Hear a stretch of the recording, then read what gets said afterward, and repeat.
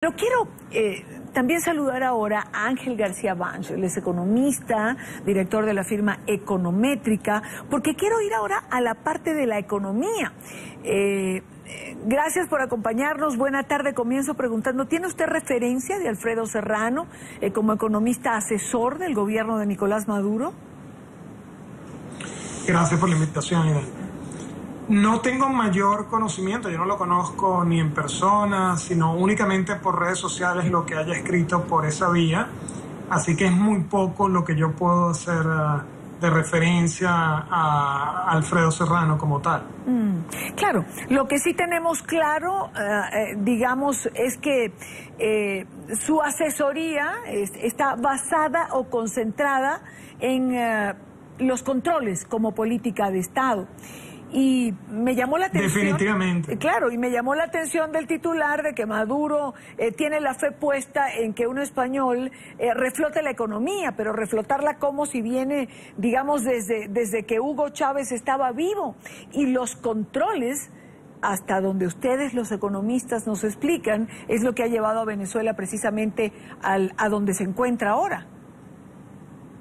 Eso es correcto, de hecho, bueno, él es español, él debería haber estudiado el caso del primer control de precios que se conoce, que está, digamos, documentado, que es el famoso tacamento, en latín, que significaba básicamente un esquema de una estructura de costos, por ejemplo, sobre las bebidas alcohólicas en pleno medioevo, el vino, etcétera, con una estructura de todos los costos y cómo eso hacía, digamos, referencia a todos los costes de producción y cómo esos controles que imponían las autoridades al estar por debajo de precios de mercado hacía que escaseasen las mercancías. Estoy dando el ejemplo del vino, pero así ocurría con un conjunto de mercancías y cómo esos controles al final siempre condujeron históricamente.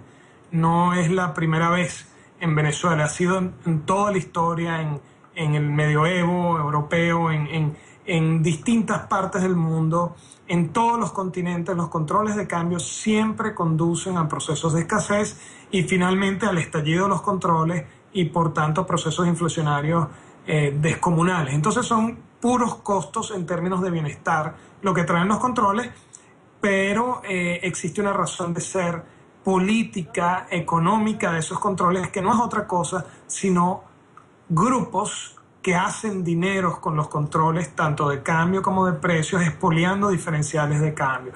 Al final los controles en los largos plazos están diseñados para que haya grupos, oligarquías haciéndose millonarios, en el caso de Venezuela 1.000 millonarios a costa de la gran población, que es la que sufre al final de cuentas las penurias de estos controles. Ahora, ¿cómo con tanta demostración de que esta política ha sido ineficiente en Venezuela, se puede seguir insistiendo en estas teorías económicas? ¿O se puede seguir insistiendo en que esto forma parte de una conspiración de los empresarios? ¿De qué empresarios? Si prácticamente no quedan en Venezuela. Y los que quedan, trabajar les cuesta cada día mucho más.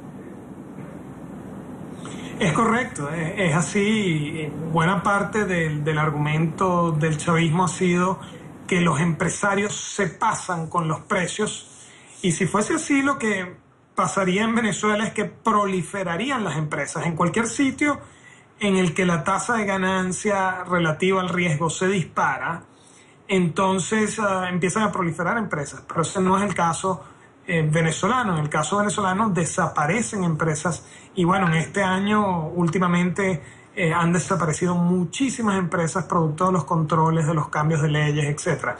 Así que a final de cuentas la única explicación que puede haber detrás de los controles es ideología para el control político, para el control social, pero yo tengo que ir a mayor profundidad y decir control en el sentido de que hay grupos, mafias que que usufructan esos controles para hacerse millonarios, hacer dinero no por la vía de la producción, no por la esfera productiva, sino por la esfera de los negocios políticos, es decir, por la vecindad al gobierno, por aprovecharse de comprar un dólar barato para después venderlo caro y hacerse millonarios poliando la población. Ahora, ¿eso a qué conduce? Bueno, conduce en su último estadio a lo que estamos viviendo en Venezuela, que la gente tenga que comer directamente de la basura porque su poder de compra no alcanza, que haya crisis alimentaria, sanitaria, humanitaria, que haya estallido social como vemos en Venezuela desde hace un buen tiempo, por lo menos del mes de mayo para acá. Y al final la pelota está del lado de quienes tienen que reprimir para mantener un modelo que ya es insostenible como tal. Es decir, está en manos de la Fuerza Armada, de la presión social, el manejo de esa presión social. La Fuerza Armada tiene que entender que si no quiere seguir reprimiendo, va a tener que hacerse una reforma en el país y eso pasa por un cambio político. Pues quiero agradecer como siempre a Ángel García Bancho, economista, director de Econométrica. Gracias por haber estado con nosotros estos minutos. Gracias a ustedes por la invitación.